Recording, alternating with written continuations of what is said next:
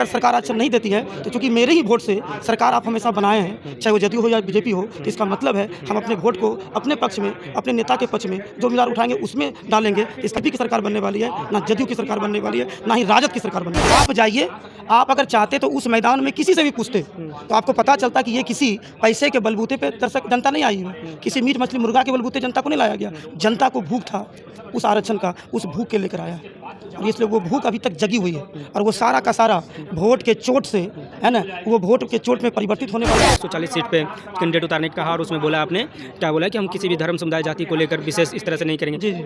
लेकिन दूसरी ओर आप एक खास समुदाय के लिए, खास जाति के लिए आरक्षण की मांग कर रहे हैं। इंडिया में पाउन तांती तत्मा का आबादी जो है वो लगभग 4.25 लाख है। तो 1872 में जब 4.25 लाख है तो 150 साल होने चला है। तो आप कल्पना करिए, और अगर गणितीय आंकड़न सही बैठाए सरकार, हम लोग को पूरे इंडिया में आबादी लगभग 5 करोड़ है और बिहार में मेरी आबादी 80 लाख से 1 करोड़ है।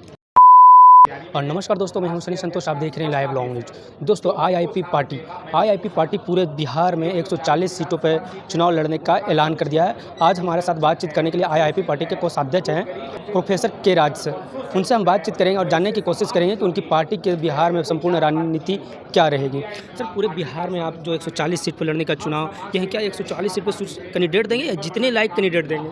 सबसे पहले आपको धन्यवाद हम देते हैं अपना कीमती समय देने के लिए। और जहाँ तक बात है कि आज हमारे राष्ट्रीय अध्यक्ष इंजीनियर आई.पी. गुप्ता जी, जो पान के महानायक कहे जाते हैं, इन्होंने 140 सीट पे दावा ठोके हैं। 140 सीट में आप ये दिमाग में रख लीजिए कि 140 सीट ऐसा सीट है जहाँ पर हम लोग अगर नहीं जीते तो हराने का काम करेंगे, और उसमें कम से कम 50% सीट ऐसा है जहाँ पर हम लोग भारी अंतर से जीतने वाले हैं।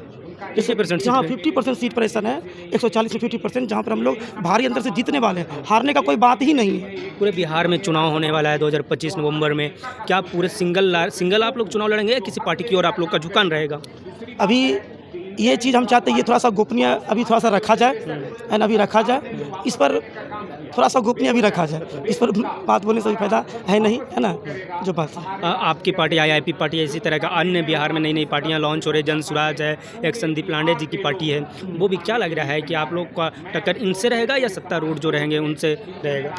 देखिए, हमारी जो तांती तत्मा पाउन जाति की आबादी है, इसी वोट के कारण से चाहे बीजेपी हो या जदयू हो या राजद हो, अपनी सरकार हमेशा बनाती है।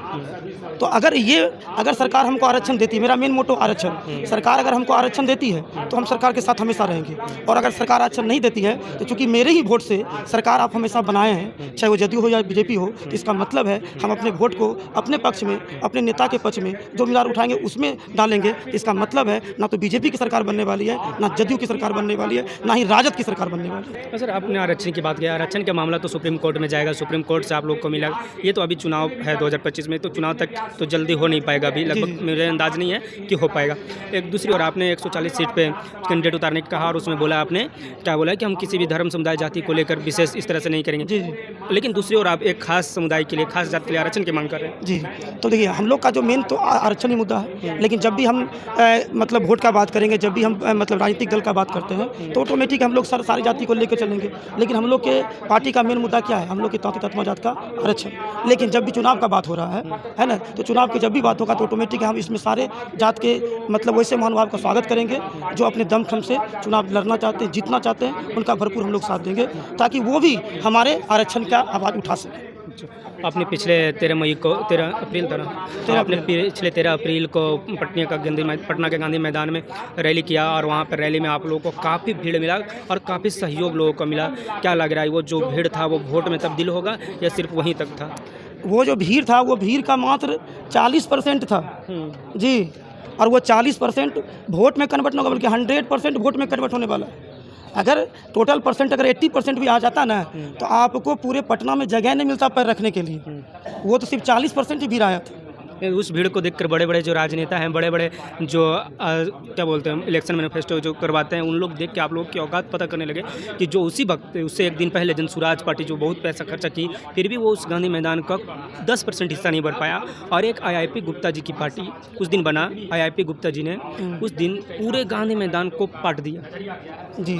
तो क्या लग रहा है, इसका जो वोट है वो पूरा कन्वर्ट होने एकदम आप जाइए, आप अगर चाहते तो उस मैदान में किसी से भी पूछते तो आपको पता चलता कि ये किसी पैसे के बलबूते पे दर्शक जनता नहीं आई है, किसी मीट मछली मुर्गा के बलबूते जनता को नहीं लाया गया। जनता को भूख था उस आरक्षण का, उस भूख के लेकर आया है।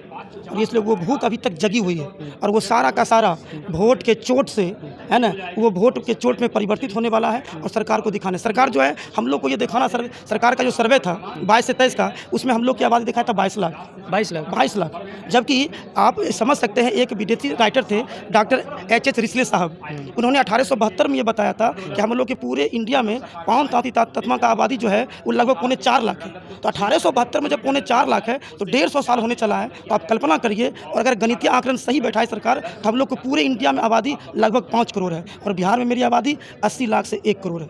80 लाख से 1 करोड़ की, इसका मतलब है कि हम लोग की आबादी जो है यादव के बाद दूसरा पोजीशन पर है। यानी 14% के एकदम। और इतने बड़े परसेंट को अगर सरकार इग्नोर कर रहे हैं तो आप समझ लीजिए कि सरकार का सत्ता जाने वाली है और IIP आने वाली है। IIP आने वाली है और सरकार की सत्ता जाने वाली है। दोस्तों, ये थे IIP पार्टी के कोषाध्यक्ष।